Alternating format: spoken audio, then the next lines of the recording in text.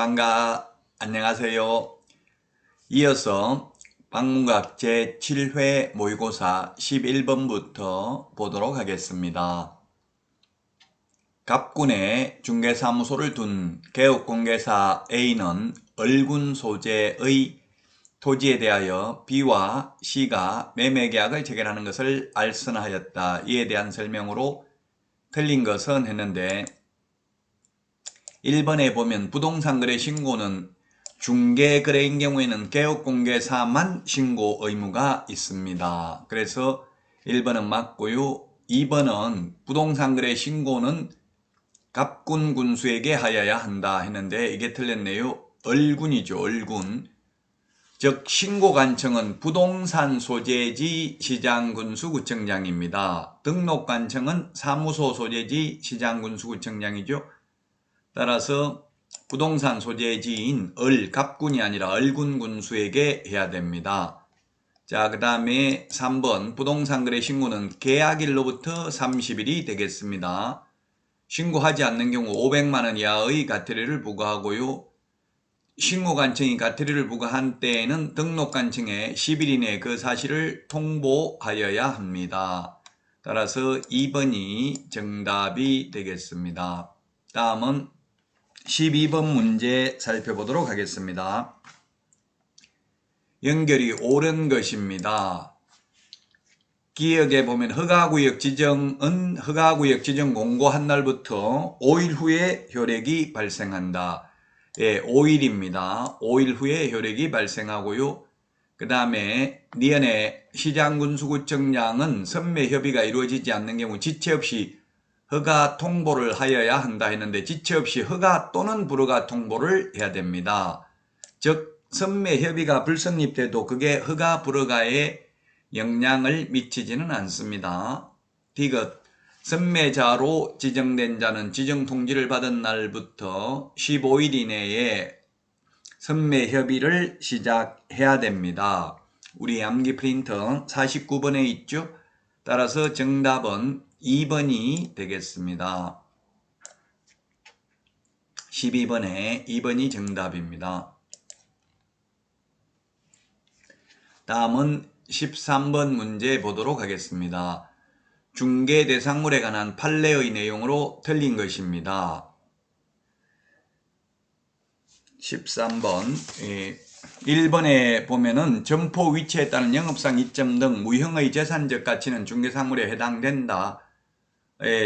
중개상물이 아니죠. 1번이 틀렸네요. 소위 권리금은 중개대상물이 아닙니다. 중개상물이 아니기 때문에 권리금은 아무나 중개를 해주고 돈을 받아도 공인중개사법 위반이 아닙니다. 중개상물이 아닌데 중개상물이 된다라고 해서 1번이 틀렸고요. 그 다음에 2번은 동호수가 특정된 아파트 분양권은 미래의 건축물로 중개상물입니다. 피분양자, 수분양자 같은 말이죠. 분양받은 사람입니다. 추첨, 당첨 이런 말이 들어가면 중개상물이 아닙니다. 입주권. 자, 그 다음에 4번에 이주자 택지를 공급받을 수 있는 이른바 대토권 중개상물에 해당되지 않고요. 그 다음에 이동식 세차장 구조물, 주유소에 기름 넣으면 세차해주는 기계도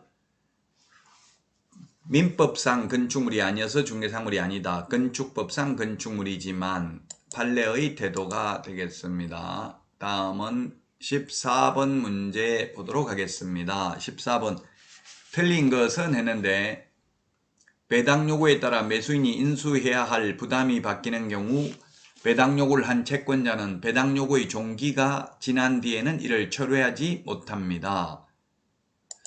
그렇습니다. 경매는 좀 어려운데 기출문제 위주로 볼 수밖에 없습니다. 2번 매각 허가 결정을 받은 매수인은 대금 지급 기일이 아니라 대금 지급 기한으로 바뀌었습니다. 대금 지급 기한까지 매각 대금을 내야 되고 기한까지 매각 대금을 납부하는 순간 소유권을 취득하게 됩니다.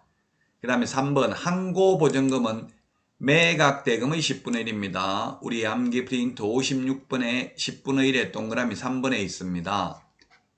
4번에 부동산에 대한 압류는 채무자에게 경매개시 결정이 송달된 때 또는 경매개시 결정 등기된 때 효력이 생기고요. 경매 신청이 취하되면 압류 효력도 소멸됩니다. 그 다음에 5번 재매각 절차에 있어서 종전 매수인은 매수 신청할 수 없습니다. 그리고 재매각에서는 가격을 저감, 깎아주지도 않습니다. 유찰돼서 다시 하는 매각을 재매각, 재매각이라는 것은 보증금을 내놓고 잔금을 내지 않아서 다시 실시하는 게 재매각이 되겠습니다. 다음은 15번 문제 보겠습니다. 15번 자격 취소, 자격 정지에 관한 설명으로 틀린 것입니다. 1번 자격 취소 처분, 자격 정지 처분은 교부한 시도지사가 합니다. 우리 암기 프린터 54번 맨 밑에 1번부터 7번까지 있죠. 그 다음에 교부한 시도지사와 사무소 관할 시도지사가 서로 다른 경우에는 사무소 소재지 관할 시도지사가 자격 취소 또는 자격 정지 처분에 필요한 절차를 모두 이행한 후, 이 절차가 바로 자격 취소는 청문, 자격 정지는 의견 진술 기회입니다. 자격 취소까지 이행하는 게 아니라 필요한 절차를 모두 이행합니다. 그게 바로 청문, 의견 진술 기회입니다. 모두 이행한 후 교부한 시도지사에게 통보하면 교부한 시도지사가 자격 취소, 자격 정지 처분을 합니다. 3번 시도지사는 공인중개사 자격 취소 처분을 한 때에는 5일 이내 국토교통부 장관에게 보고하고 다른 시도지사에게 통지해야 됩니다. 4번에 자격 정지는 청문하지 않습니다. 청문은 취소세계만 청문합니다. 자격 취소, 등록 취소, 거래정보사업자 지정 취소만 청문합니다. 매수 신청, 대리인 등록 취소는 취소라도 청문을 실시하지 않습니다. 따라서 4번이 정답이 되겠습니다. 5번은 보면은 등록관청은 공인중개사 자격 취소 처분의 어느 하나에 해당하는 사실을 알게 된 때는 지체 없이 그 사실을 시도지사에게 통보해 줘야 합니다. 시도지사가 자격정지 처분을 할 수 있도록. 자, 다음은 16번 문제 보도록 하겠습니다. 1년 이하의 징역이나 1,000만 원 이하의 벌금에 해당되는 거 되는데, 기업에 중개대상물 거짓 광고하면 500만 원 이하의 과태료죠. 그 다음에 니은 양도대여 하면 1년 이하의 징역이나 1,000만 원 이하의 벌금이고요. 디귿 직접거래 쌍방대리 3년 이하의 징역이나 3천만 원 이하의 벌금, 비밀준수 의무 위반 1년 이하의 징역이나 1,000만 원 이하의 벌금. 그 다음에 정당한 사유 없이 중개사물에 대한 정당한 표시 광고를 방해하는 자는 3년 이하의 징역이나 3천만 원 이하의 벌금에 처합니다. 따라서 정답은 2번이 되겠습니다.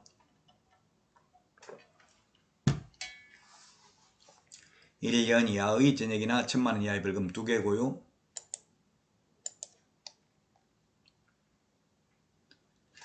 자, 다음은 17번 문제 보도록 하겠습니다. 이게 뭐냐면 동일한 중개사물에 대하여 동일 당사자 간에 매매를 포함한 둘 이상의 거래가 동일한 기회에 이루어지는 경우에는 매매에 대한 거래 금액만을 적용하죠. 집 팔고 그 자리에 세입자로 눌러 사는 경우에는 임대차, 매매계약이 동시에 이루어지지만 매매에 대한 거래 금액만을 적용합니다. 따라서 임대차는 볼 필요 없고요. 매매 1억 8천이네요. 1억 8천이면 얼마라고 되어 있어요? 5%, 0.5%, 천분의 5. 0.5%면 5일은 5, 5, 8, 40, 90만 원이네요. 90만 원인데 한도액이 80만 원이니까 80만 원만 받을 수 있습니다. 1번이 정답이 되겠습니다. 일방 당사자로부터 받을 수 있는 금액이니까 80만 원입니다. 쌍방에게 받는 거 합하면 160만 원이 되겠죠. 따라서 1번이 정답이 되겠습니다.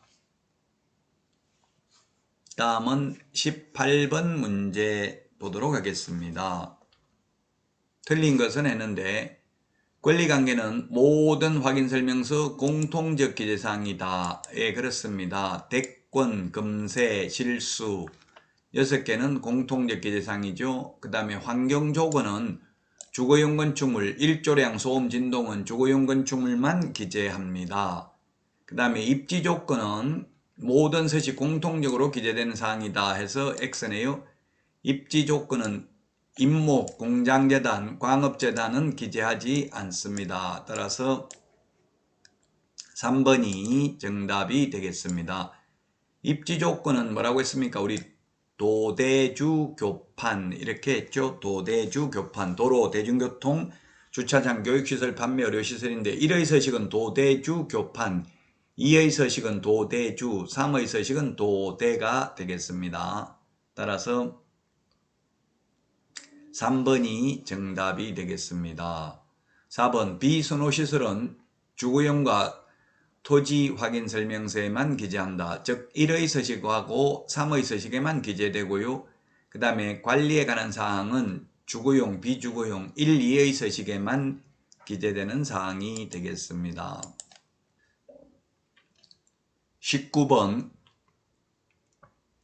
종로구에 중개사무소를 둔 공인중개사인 개업공개사 갑과 그 사무원 을 자격증이 없음, 자격증이 없으면 보조원이죠. 표시광고에 관한 설명으로 옳은 것입니다. 1번에 보면은 을이 누굽니까? 을이 보조원이죠. 을이 표시광고를 할 수 있다 했는데 표시광고 할 수 없습니다. 을이 표시광고를 하게 되면은 즉 보조원이 표시광고를 하면 1년 이하의 전역이나 1,000만원 이하의 벌금에 처합니다. 그 다음에 개업공개사가 표시광고를 하면서 보조원 이름을 명시하면 100만원 이하의 과태료이죠. 따라서 19번에 1번 틀렸고요. 그 다음에 2번은 갑은 표시광고를 할 때 자신의 성명을 명시하지만 연락처를 명시할 의무가 없다 했는데 성명, 소연 등 성명, 사무소 명칭, 사무소 소재지, 연락처, 등록번호를 명시해야 됩니다. 자, 그 다음에 3번을 보게 되면은요. 갑이 인터넷 표시 광고를 할 때 해당 건축물의 방향, 입주 가능일, 주차 대수 및 관리비를 명시해야 한다. 예, 총사방, 개개, 입주관 이렇게 우리 암기를 했죠. 이걸 명시하지 않는 경우에는 100만원 이하의 과태료가 되겠습니다. 3번이 맞습니다. 4번 갑이 내용을 사실과 다르게 거짓으로 광고한 경우에는 종로구청장이 업무정지를 명할 수 있다 했는데 업무정지가 아니라 거짓 광고, 부당한 표시 광고하면 500만원 이하의 과태료입니다. 업무정지라고 해서 X가 되겠습니다. 업무정지가 아니라 500만원 이하의 과태료고요. 5번에 을에 관한 사항, 즉 보조원 이름을 적어도 100만원 이하의 과태료가 되겠습니다. 따라서 3번이 정답이 되겠습니다. 자, 다음은 20번 문제 살펴보도록 하겠습니다. 20번 인장 등록에 관한 설명으로 옳은 것입니다. 인장 등록 기억에 보니까 개업공개사와 소속공개사는 중개행에 사용할 인장을 업무 개시 전에 등록관청에 등록해야 됩니다. 맞습니다. 니은에 법인인 개업공개사 인장 등록은 상업등기규칙에 따른 인감증명서 제출로 가름한다. 예, 그렇습니다. 법인인 경우에는 법인 인감도장이어야 하기 때문에 인감도장인지 여부를 알려면 인감증명서 제출로 가름하고요. 그 다음에 디귿 분사무소에서 사용할 인장으로는 상업등기규칙에 따라 법인의 대표자가 보정하는 인장을 등록할 수 있다. 하지 않고 주된 사무소 인장을 가져다 사용할 수도 있습니다. 리얼에 등록한 인장을 변경한 경우에는 변경일로부터 10일 이내가 아니라 7일 이내죠. 우리 암기 프린트 39번에 동그라미 2번에 있습니다. 7일 이내에 변경 등록을 하여야 합니다. 따라서 20번에는 답이 3번이 되겠습니다. 인장 등록도 시험에 출제가 잘 되기 때문에 꼭 숙지를 하셔야 되겠습니다. 자, 이번 시간 여기까지 하고 쉬었다가 계속 풀도록 하겠습니다. 수고하셨습니다. 안녕히 계세요.